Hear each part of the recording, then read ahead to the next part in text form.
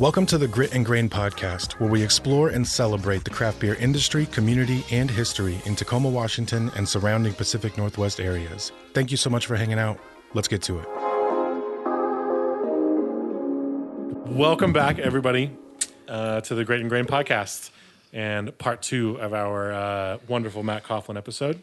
Coming to you guys from the Parkway Tavern in Tacoma. And my name is Matt McLaren. I'm here, of course, with Ron Swarner. Hi, Matt. Hello. Can you tell us part 2 yet? Yes. And, of course, Sean Jackson. Hello, Matts. Sean Good Matts. Nips a Blastin' Jackson. Nips a blastin'. You know. Well, no, never You mind. know. Yeah. I was going to make a joke about my teeth being in hazard from my boner today, but I'm not going to because that's inappropriate. That's perfect that you didn't. I told my mom. We're not going to say that. I told my mom that she could listen to this episode. Oh. But I did warn her. I want to relegate her to part 1. Yeah.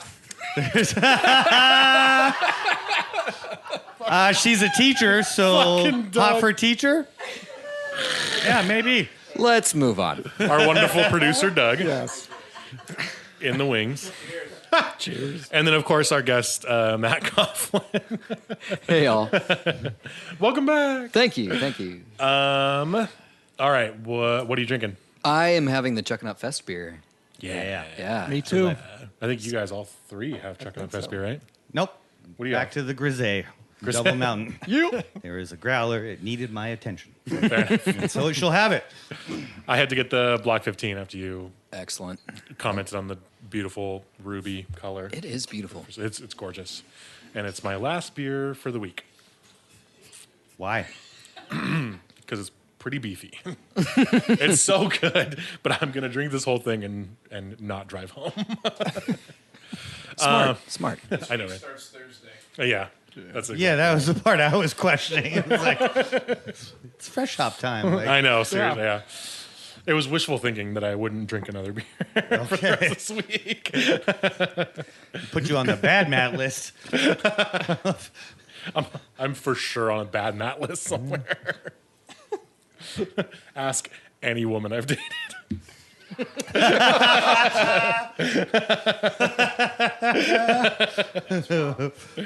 Yeah, it's the worst. So we've obviously covered a ton of stuff for the first half. Of course, we want to talk about more music things. Okay. Because Doug was actually listening to some of your wonderful music during our goodness. break. Oh, all right. So you had multiple projects going, like multiple music projects going. Were you doing this like different project at the same time? Did you have overlapping musical pursuits when you were doing stuff? Yeah, for sure. I think I talked a little bit about the casino bands and whatnot. So I was doing those on the side because they made money. Mm-hmm. And Was that different from the Growlers? Yeah, for sure. Oh, okay. I didn't quite. Okay. Yeah. So there was a soul band called the Soul Proprietors, and that was a lot of fun. And then a casino band that kind of spawned out of that I would get hired to play in places like Squim and Muckleshoot. And, 7-seater. you got it, man. I tell you, yeah, there's some stories. But Let's hear one. well, so the band was, and we were done playing Mustang Sally. We were just like, don't want to play that song ever again. Great song, but just done. And It's a hard stance to take in this position. We're playing our set, and some guy comes up and he's like, "You guys know Mustang Sally?" And I think we made up like, actually, we do, but it's a funny thing, like contractually in our rider that we can't play it at this casino for some legal reason. We don't really understand. I'm sorry. And he's like, "Well, what would it take?" And we're like, it's a 7-person band. I don't know, $100 each, maybe, and that would cover our fine. So we play a couple more songs. We have a set break, and at the beginning of the next set, dude comes up, slap $700 on the floor. Like, boom, boom, boom, boom. Mustang salad. So yeah, I sold out. Sold I like out. that he left to like presumably go win it on like a fucking glitter kitty slot machine, and then came back and was like, "I got it. I got you. Oh, he had it the whole time. Yeah." There was probably money left on the table. Probably get a comma there. Like, gonna Wasn't need that a 1400. Double Mountain beer too? Mustang Sally? Yeah. No, I don't. Not that Okay. I've been there. right. There was a Sally Can Wait. Oh, that's it. Yeah. That's a good. That was a it. great name. And God that was damn it. that was the first one that had the first bottle that had a playlist on it. So Shout out to Oasis. I tell you, man. So that was a Britpop themed beer. So and Britpop's not everybody's jam. That's okay. Doesn't matter. Still gonna put a playlist on there. It's all Britpop. But that's been fun. For those who haven't been to Double Mountain and Hood River, if you when you walk in, you'll notice their tap board. Would you call those the names of the beer on the chalk? They're all over the place. They're magnetized, and you can go through the history of all their beers, and a good 70% of them are band names. Yeah. Or like music references. Yeah, you'll Definitely, see David definitely. Bowie and probably AC/DC and. We still do have a Dead Heroes sort of like tribute. And so if somebody that is important to one of the people, brewers, front of the house, whatever, passes away, we'll pay some homage in form of a liquid homage, as it That's were. pretty cool. Yeah. We were gushing about Pesh Mode. And how Gold fucking Tang. insanely delicious So- that beer is. Inside info. Yeah. We made one again this year. We took a couple years off with Yeah. pandemic and whatnot. Like, it's one of those times. Like we nobody knew what was going to happen, and we had all this, barrelage, stuff in the cellars, and like, well, we're gonna halt for the time being and work through what we have because it's not gonna go bad. It's gonna get better, and if you sell out, more the better. We haven't yet, so go buy it.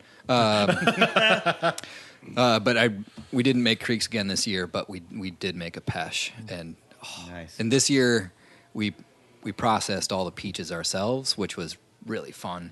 Oh, I don't know if you haven't. Man, that's a hoot. It's a hoot. That's a good smelling dad when you come home. Yeah, yeah, and especially when you tell the crew like, "Hey, guess what we're doing today? Here's 500 pounds of peaches. Here we go." What is also a hoot is your anniversary parties. Oh, man, I Double miss 'em. Mountain opened 2007 on St. Patrick's Day. Yeah. And then every year they throw a hell of a bash. I remember Cracker. You opened for Yeah. Cracker. Yeah, yeah. That was a fun night. Man, it's a good time. It is a great time, and hopefully we'll see that again here next March. I hope so. We've taken a couple years off. We canceled the one in 2020. Literally, like, I don't know. It was supposed to be on the 19th or something like that, and the world shut down a week before that, and we did too. So, yeah, looking forward to that coming back. Because oldest boy's birthday is St. Patty's Eve, so his birthday was the last day that we were open, and it was a Monday. Yeah, Like we rolled to Randall on Monday, and I think you had to be shut down on Tuesday. On St. Patty's Day, like they let that one ride, and so that was it. Like Elliot's birthday was last day we were open for almost 9 months exactly. Yeah. It was a dark time in Tacoma, man. Speaking of that time, though, what you guys did as a company, talk about what you did when you. Because I know some things about what your work day looked like when during the Great Quieting. Yeah, it was interesting.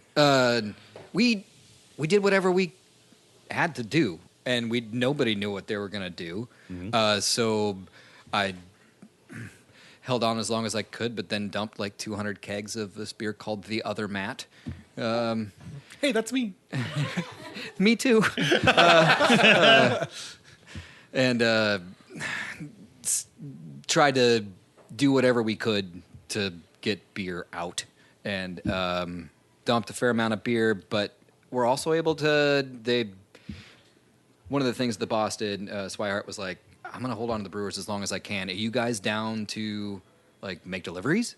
We're like, hell yeah. That's the Yeah, one. dude. Cool. So we were delivering growlers, we were delivering pizzas, we were delivering kegs, cases of bottles. Like, we had hop lava in the tank, and we had some old hop lava labels upstairs. We hadn't bottled hop lava for a couple years, but it was like, we're gonna bottle it now, and we're Black Irish. We're gonna, instead of having that on nitro, we're gonna bottle it and with CO2 instead, and we just you bounce around and kind of do whatever you can. So, and we had this app that people would make orders, and you get the brewers on checked, like, yep, I can make that delivery, and you'd click it, and like you'd be on the hook to go get it. But the other kind of awesome part about it is, and a good move for on Swihart's part, was he added in a tip for the Double Mountain Foundation, which is really cool. And that Double Mountain Foundation helped out not just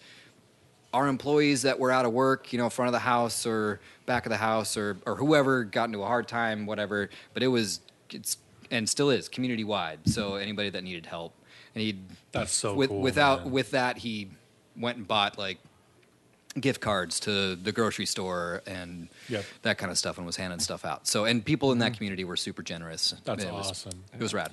That was something we noticed in Tacoma too. Was like really densely populated metropolitan areas had huge closures because they're just very dense, and it's probably by like nature a little bit less community focused. Tacoma was like very fortunate in that not a lot of places actually closed, luckily, at least compared to a lot of other kind of more metropolitan areas.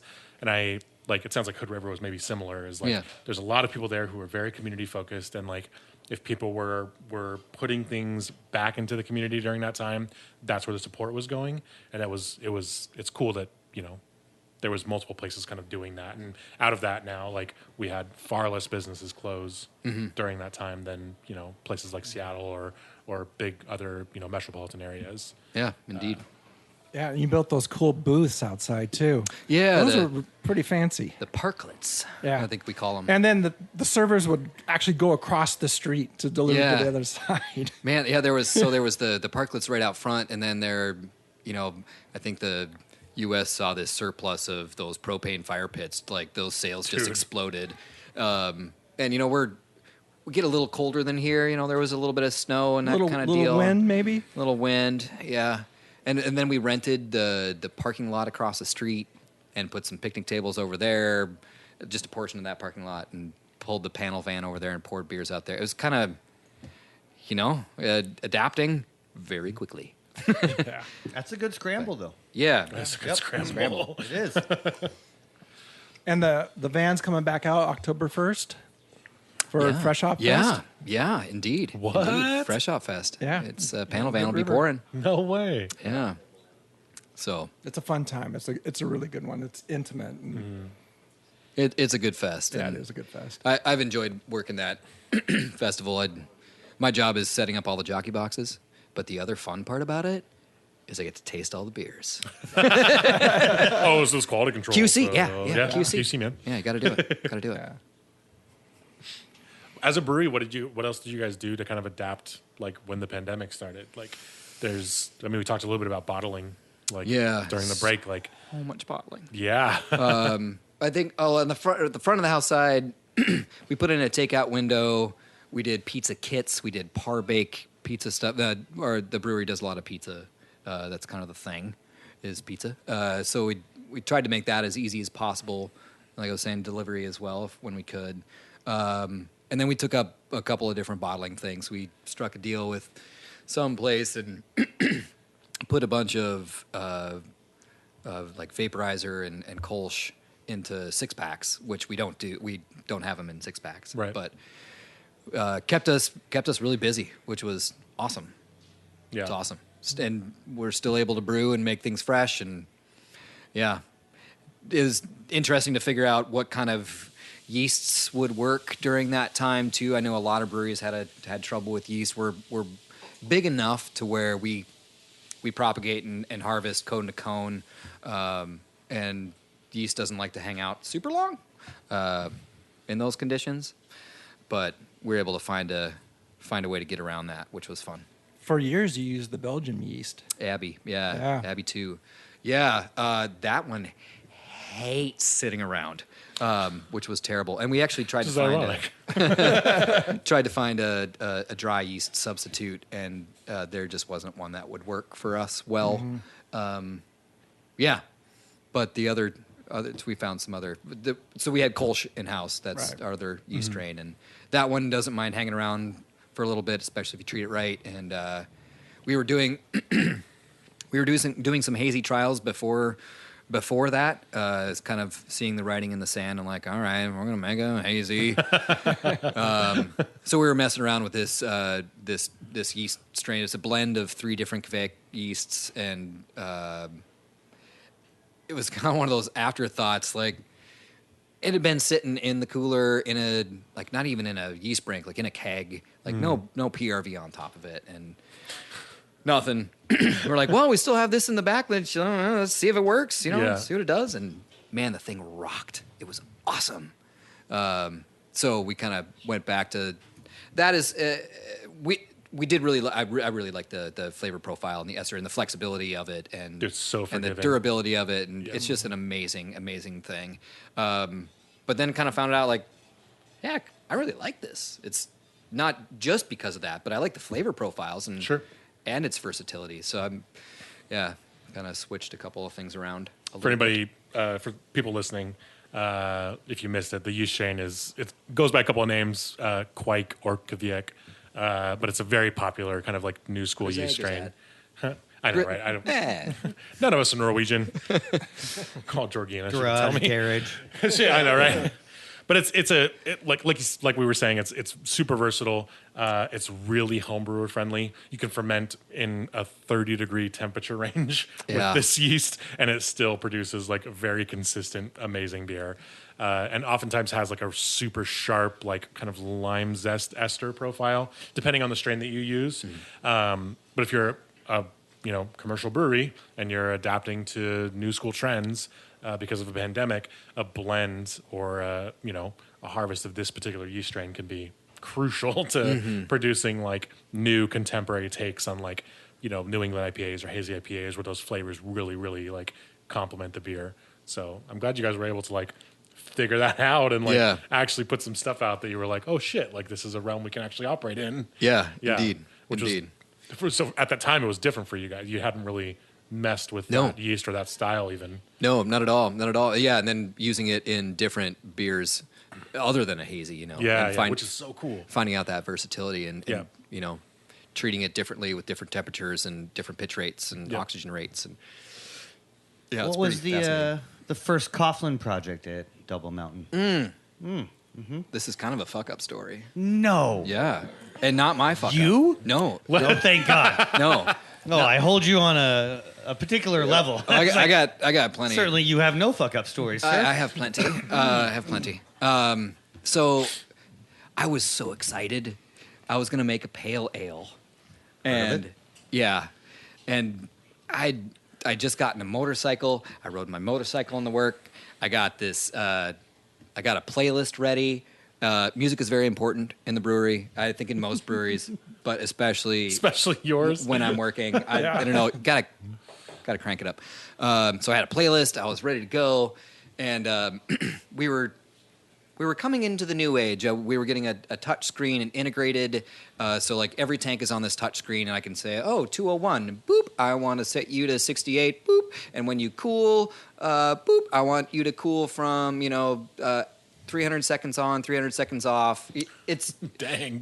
It's nice. Exactly. Thank you. So they were doing this on that day, and I am rocking, I'm rolling, I'm cruising around, and this guy is working over here, and I'm like, and he says, "Hey, can you turn the music down a little bit? I need to work." I was like, "Sure." I turn it down a little bit, but 10.5. Yeah, and he's like, "Hey, can you keep it dry over here?" I'm like, "Well, I'm not going to spray you with water, but like you're in a brewery, like there's moisture around. I can't promise, but Yes, I will. Yeah. Okay. What work was he doing? Like paper mache? Like, He, I'm making these cranes over here, and the fucking moisture's fucking me up. Like, he was doing all the electrical work for the. Oh yeah, that'll do it. Something about water and electricity. Should have sprayed him with the fucking hose. So he keeps working, and then he goes upstairs, and I don't see him for a while. I'm like, all right, turn it back up, and I'm mashing in and stirring and doing all the things, and he comes back down and straight turns off the stereo and goes, I turned your music down. I'm like, okay, no, you. So he's already on my naughty list, and Obviously not a Matt. not. I was going to ask if is his Matt, name though. also Matt? So he gets his work done and leaves, and that's all fine. And I get my beer in the tank, and I'm just so happy and delighted. But what didn't happen was that there was an issue with the way he hooked it up, and there was no cooling set on my tank. So even though I set cooling, it didn't turn on, didn't go on, didn't work. So hence free rise IPA. It free rose up to 87 degrees, and it was supposed to be fermented at 66. Shit. And A minor difference. a minor difference. Nothing. Really. Pretty much blew out all of the aromatics and that kind of stuff. And I Totally. tried to save it with a little bit of a dry hop, but that point it was Dunzo. donezo. Everything But- volatilized. And it wasn't infected. I think we still served it. We definitely still served it because I was like, it's fine. Everything's gonna be fine. But First baby down the drain. No fucking thank you. What are you rocking in the brew house now, currently, that's a good question. music wise? Well, this morning, so bottling days are definitely like that big sort of like, okay, we get the brewers together, we do a little QC, we talk about the day, and what's our playlist for the day. And today was an eclectic mix. There was a little bit of funk. There was the Blind Melon Live. That was good. Otherwise, man, if it's me early in the morning, we're kind of getting into the fall. And and Tom Waits and I get along really well. Okay. So I listened to some Tom Waits on when I was mashing in early on Tuesday. Yesterday? That was yesterday. Okay. What day is it? What is days? Wednesday of next week. When you wake up that Friday of next week. My bad. Yeah, exactly. Sorry, guys.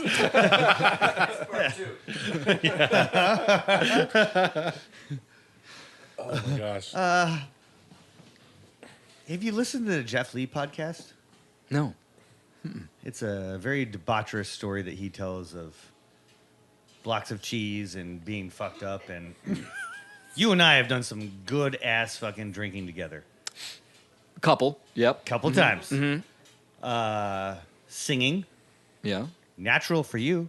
Not so much me. I beg to differ. I think you sing just fine. Thanks, buddy. Thanks, buddy. I should know. I have a degree in this. It's nature of the beast to have a little bit of alcohol in your system.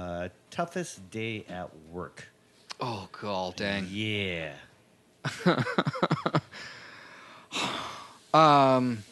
Well, can I go back to last week? Yes. Okay, cool. Toughest drunk day at work or hungover. Not just bad things happen. Like, Womp womp. Oh, man, there's a couple of. So, I don't know how to answer this. There's.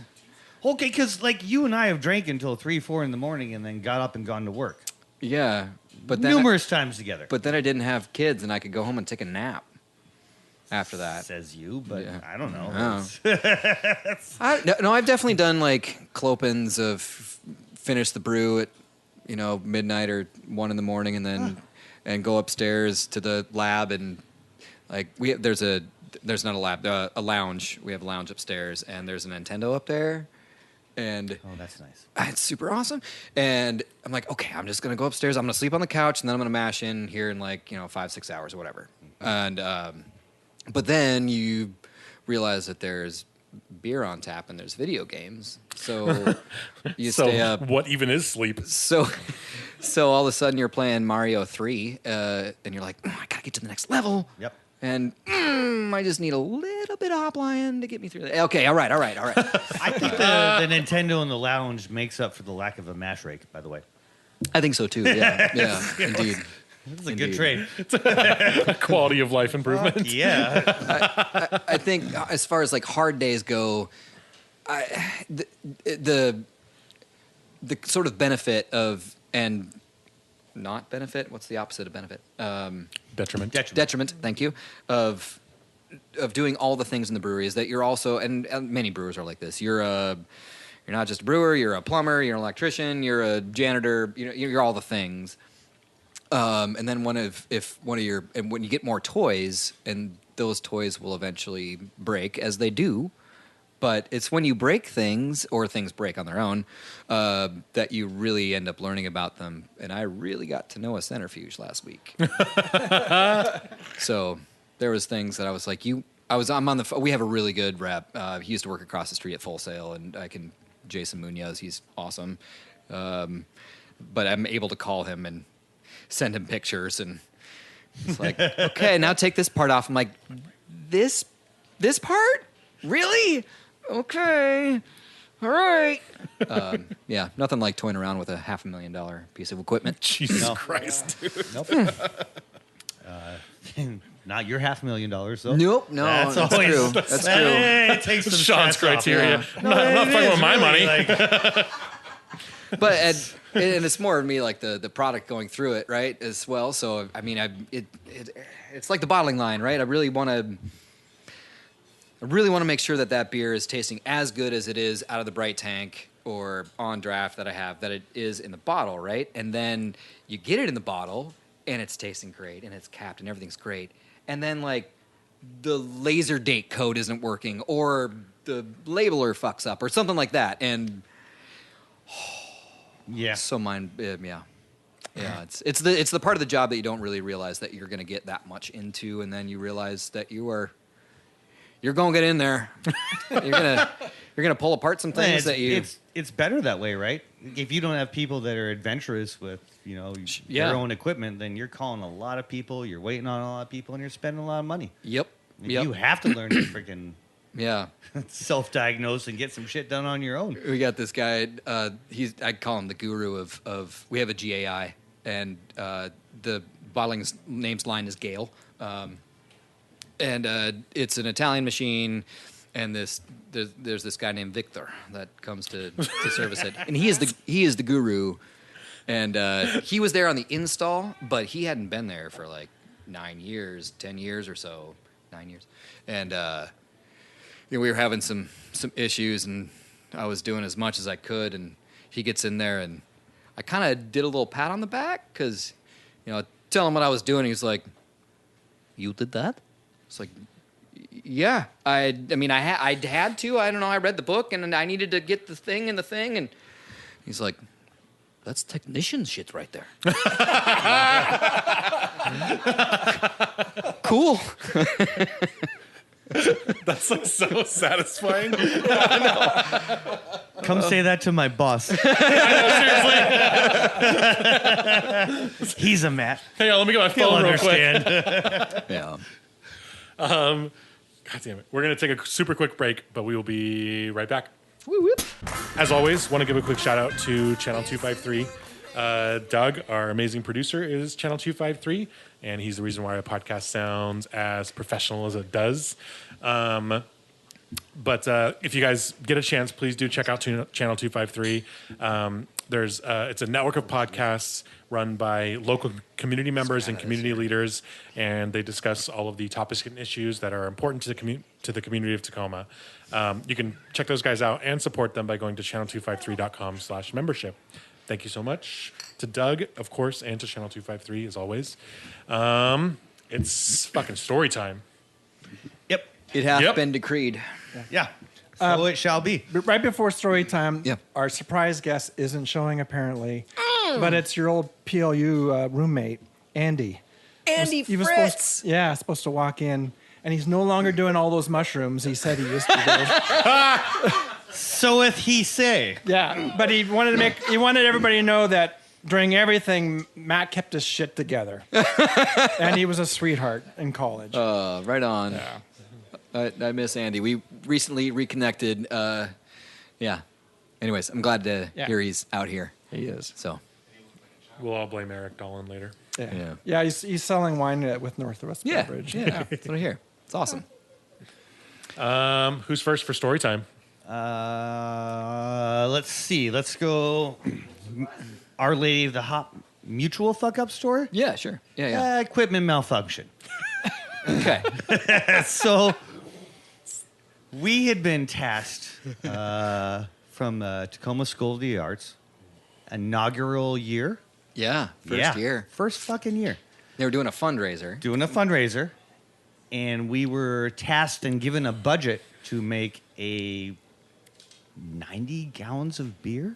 I think 120. 120. We were so excited. This is making the most beer that we have ever made. So A lot of beer in a short amount of time. we are all of a sudden like all business. Yeah. And more nocturnal. Well, yeah. Yeah. That goes without saying. Right. Three We were already barrels. pretty fucking nocturnal.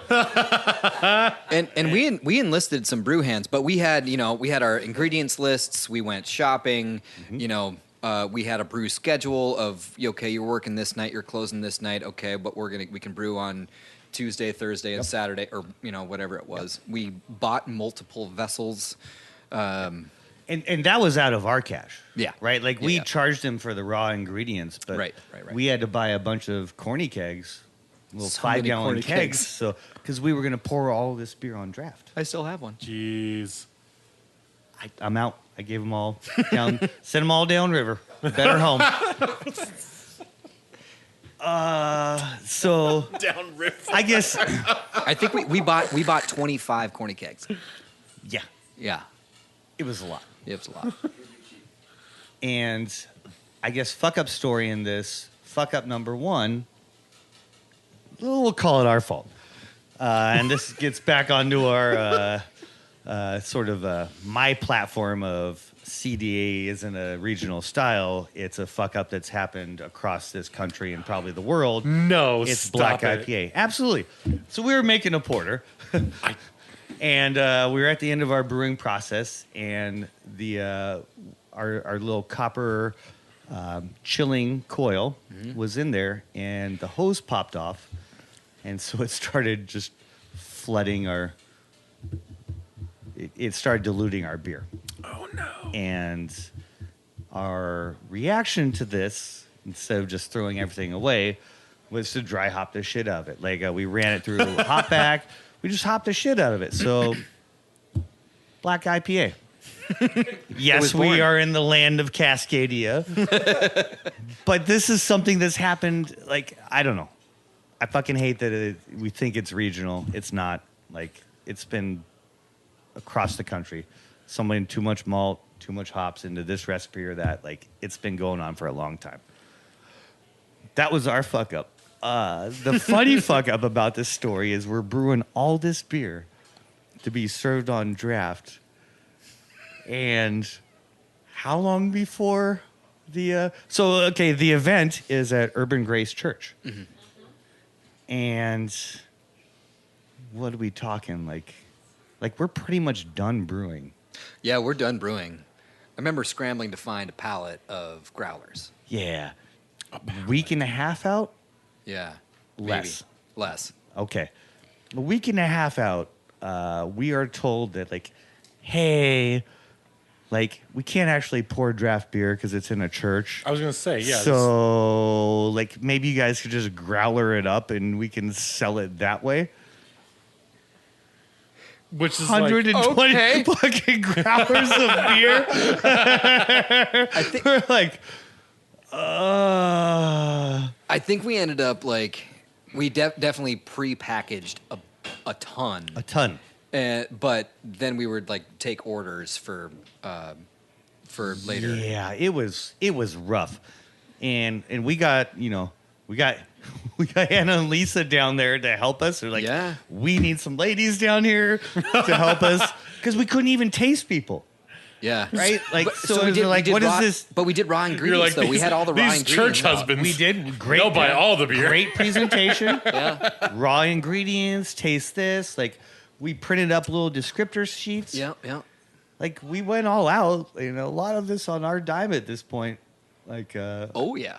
All of it. fucking yeah, pretty much. But that's the tie over with, it was just, I think about that time I was like doing the music stuff where, I printed a CD. So like I had the sticker printer on my, sticker printer paper for my printer Yes. and that kind of thing. Thank God. And a button maker and all that kind of stuff. So we just, transferable Yeah. usage I can't remember earlier than that.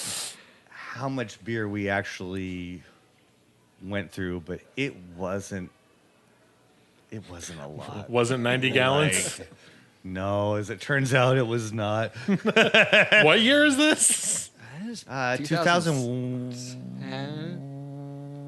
2003? No, later than that. 2005? You guys, Okay. you guys Anyway. are so far apart. Yeah. 2 years? Yeah, okay, 2000 yeah. He said That's 10. fucking relative. Like, I fart 2 years now. Like, it's not. It's not. Yeah. It's just There's 3 years right there. just open all the time. Just a dog whistle. So, I mean, that was a fun fuck up story. It wasn't really our fault. Like, we got to But- drink a lot of our own beer. Yeah, we and- did. And we had packages, or we already had like prepackaged stuff to hand out to friends. And that was fun. And Yeah. we didn't pay for the ingredients. And really, personally, like, ain't in this for the money. Like, I just want to do it. It's fun. Yeah, right? it was fun. And yeah. We cranked some shit in a small amount of time. Man, that basement was loaded with carboys. Loaded with carboys. Oh, so awesome. Yeah. We were walking down there and you could like smell the fermentation. I was like, Yep. I had this rad ass basement that it was deep down, so like it was that pretty creepy, optimal that without creepy any closet. sort of. We Yeah. put a lot of them in that creepy closet. Oh, certainly there had been weed grown there. Or, I don't think it was quite meth lab closet, but that was a different house I lived in. I appreciate that you What know the is that specifics. smell? Like, oh yeah. It smells like bleach and matchbooks in here. So yeah, that Is was that too fun. specific? That's too specific. Let's continue the fuck up story train. Coughlin, you're up. Okay. I have to get this off my chest, Yeah, go Ron. for Remember when you all came down to Brew Cool Camp? Yeah, oh, yeah. And it was a really fun time. And we didn't. This wasn't like an alcohol related incident at all. There was just a lot going on at that time, and people in there and whatnot. So. And I think I'm walking through what I'm doing and that kind of thing, and I'm saying, all right, I'm gonna hot bake the line. So that means I'm gonna run super hot water through the heat X all the way to the tank, just to kind of due diligence, keep things clean. After I have already sanitized the line, but what I forgot to do was there's one valve that got left open. So and I remember looking over and seeing what was coming out. It's like that. I wonder if somebody else is using hot water right now. Like they're supposed to let the brewer know. Our building is small. Like all the hot water runs out of one spot. So if somebody else on another side is using hot water, they're not supposed to do it when you're mashing in or hot baking or whatnot. So I run around. I'm like, anybody using hot water? No. I just had the valve open. So I get up to the kettle, and like all of a sudden it's like up to the top, and I'm like, don't tell him everything's fine. Everything's fine. Nothing is fucked here. And we continue the rest of brew like normal. So I'm taking the gravity. I'm like, So we're like, low. we're like 2 points low. Oh my god. Oh. And because you had very rigid specifications on your alcohol. I did. Ron's house beer emails are so fucking specific. But you know, I love and respect Ron, so I really wanted to like do a good job and do it justice, right? So, So you lied. I am panicking. I didn't lie. I just didn't say anything. So That's Checks super out, not different. lying. so I didn't lie. I just didn't tell the truth. so you guys go to, I think we went to see the Orchard, and I call my boss Matt, and I'm like, hey, here's what happened, and what I really appreciate about him is that if you come to him with a fuck up, and especially if it's brewing related, he's gonna get his brain on it really quick, and yeah, just tell him up front. So he's like, oh, okay, I'll be there in 10 minutes. So you guys left. He came down. We looked at the recipes, and he's like, he got his like, you know, in the Matrix when they like plug that thing in the back of his head. Yeah. Like he kind of like, all right, give me 5 minutes, and he comes back with a recipe. So the next day, I came in and brewed another beer to correct it. So I came in on a Saturday just to make that beer awesome. Thank you. But the yeah. beer that they got wasn't the beer that they made. It was. I blended them together. Oh shit! Yeah, so Okay, it that's clever. had one that was slightly lower and then one that was slightly higher, and so just all the ratios were just adjusted to make that beer what it was. That's So- actually kind of and then- Yang genius. and the That's fuck up fucking yang.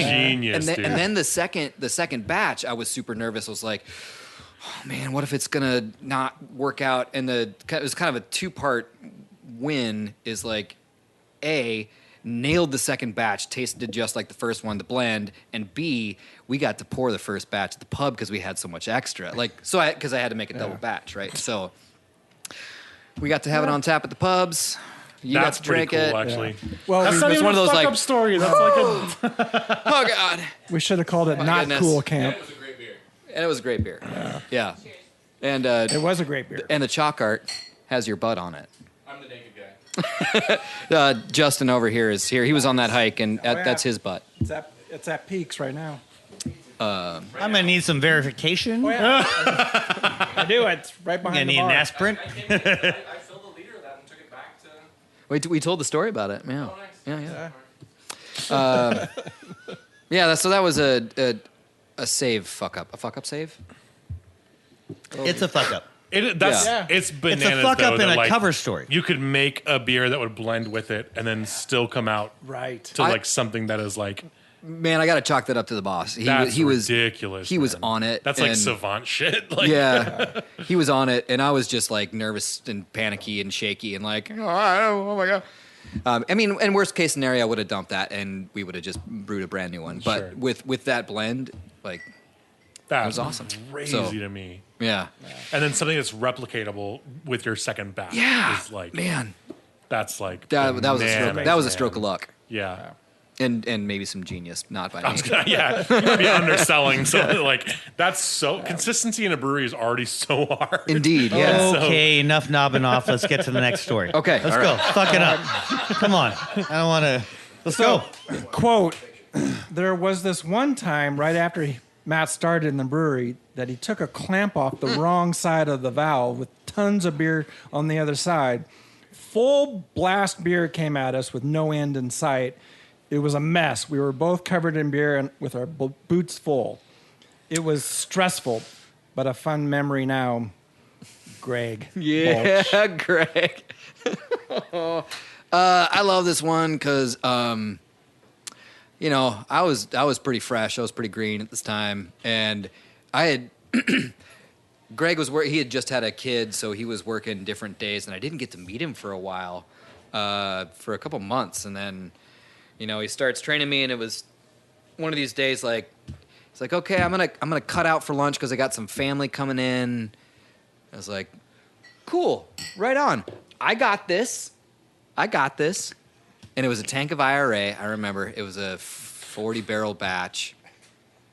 And yeah, racked it in there, went to unhook, took off the wrong clamp, as I'm sure many brewers have done before. Everybody. Oh my sweet Everybody. Jesus. And if you have, it's a mess. It's a mess. So I'm screaming like, "Go help!" So and he comes running up and. Nobody can hear you over the music. Fair. Everybody just hears Tom Waits. They're like, I don't remember that part of the song.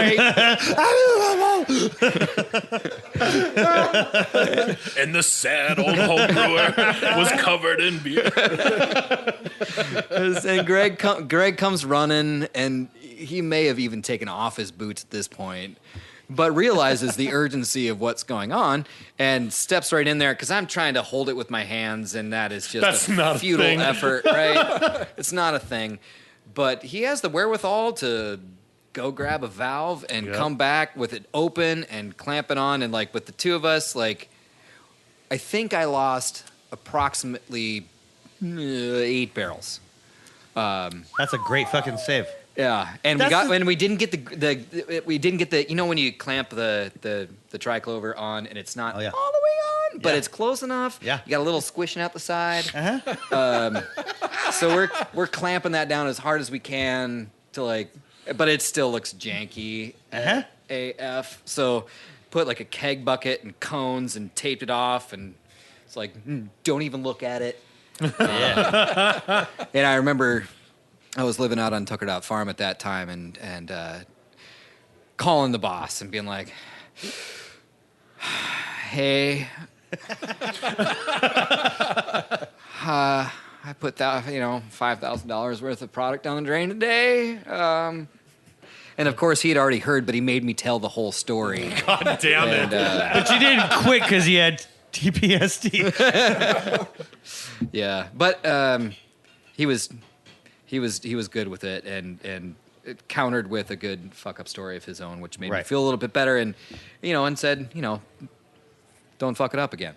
I think as far as being in the industry, like it's something that's happened to pretty much everyone. Like it's a commonality, it's a common thread.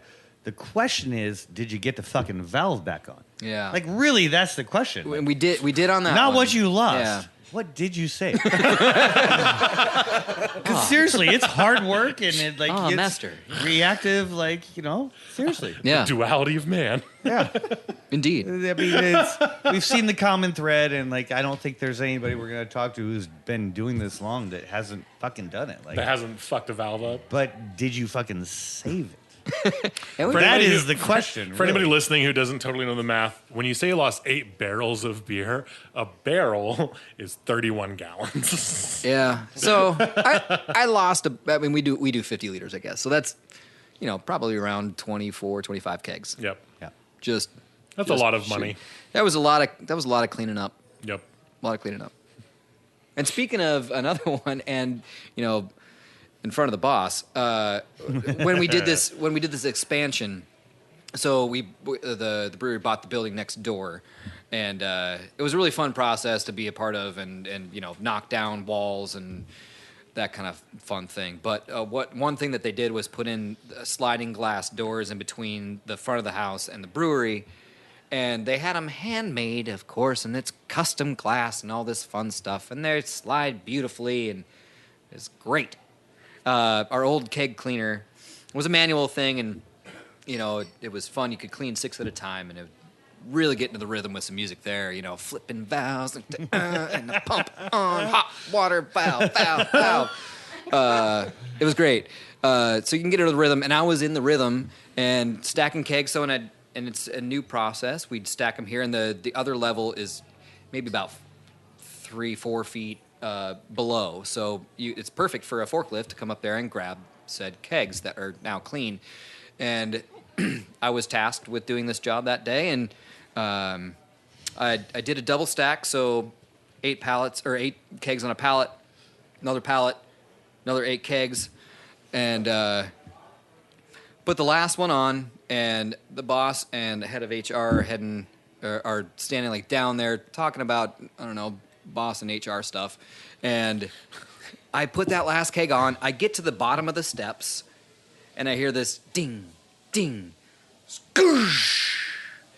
The windows might have been there for 3 days, maybe. Oh. And I busted that one. One keg show? One keg shell that One fell little off. Donkey Kong moment. And I get to and like by the time the window is like actually breaking, I am standing by Merle and Swihart, and it happens, and I am mortified. Like, I don't know, I'm fired. Here we go. And Swihart looks at me and goes, "Well, I guess now we know that is a possibility." It's very Vulcan. This has all been for science. And then I spent the next 3 hours cleaning up broken glass. Do you want some help? No, don't help him. Yeah. This is a learning experience. This is my penance. My penance. All right, next up. Let's go. Doug gave me the time warning. Does Ron have one?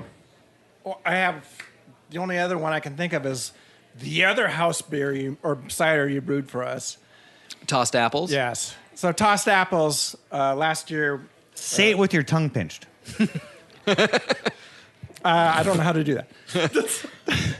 Toss apple. So we are at Double Mountain at the Double Mountain Orchard. Like selecting apples, right? So we can see Mount Hood and Mount Adams. We're standing there. We're picking apples all day. We're brewing our house cider called, well, it was named, eventually I'll tell you. But we load up the tractor, the bin, and then we all go down to the warehouse to taste apples and come up with the recipe that we just picked. And we're just sitting there going, where the hell is Andrew, the sales director, and Matt, the owner? And it was just we're waiting. Come to find out that Matt dumped the apples as he was turning with the trailer, all of them on the ground, and they had to just dive into it and get them all back in. That you guys had picked? Yeah, that we had picked every one of them. And so that's how tossed apples came about. Yeah. Fucking So terrible. not only the beer, but the cider too. But that's how much love we have for you to like try to like fix To it. salvage these. Yeah. Well, and of course, we wash the apples before we press them Absolutely, anyways. But yeah. it's just that was more of an But I mean, fermentation but the cleans it name. Yeah. Thanks for the name. That was easy. Tossed apples. Yeah.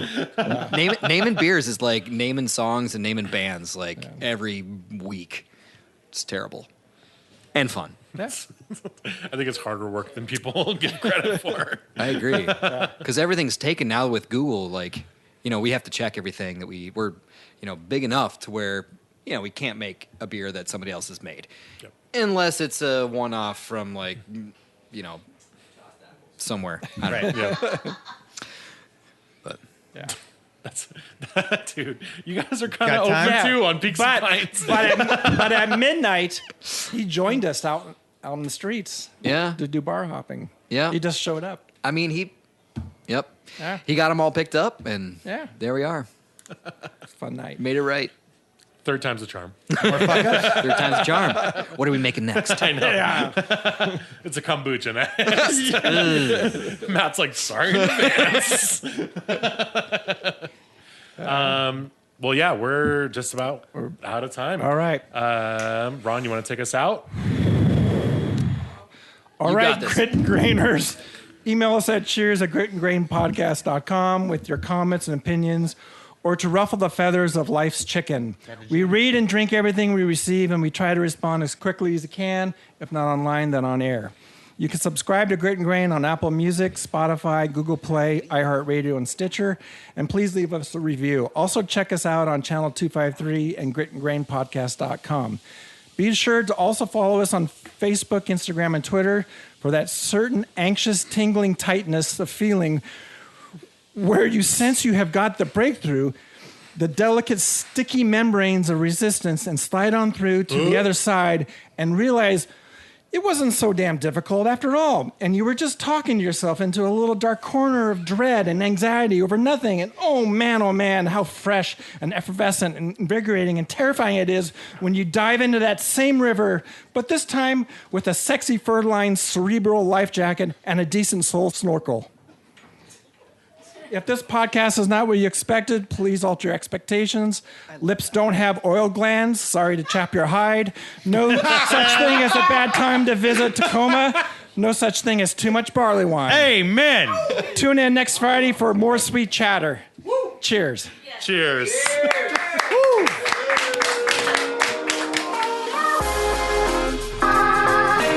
Thanks again for tuning in.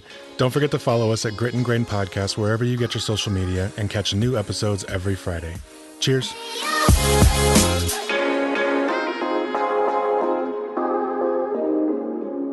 Grit and Grain is part of the Channel 253 podcast network. Check out our other shows: Nerd Farmer, Interchangeable White Ladies, Move to Tacoma, Crossing Division, Citizen Tacoma, What Say You, We Are Tacoma, Flounders B Team, and Taco Man.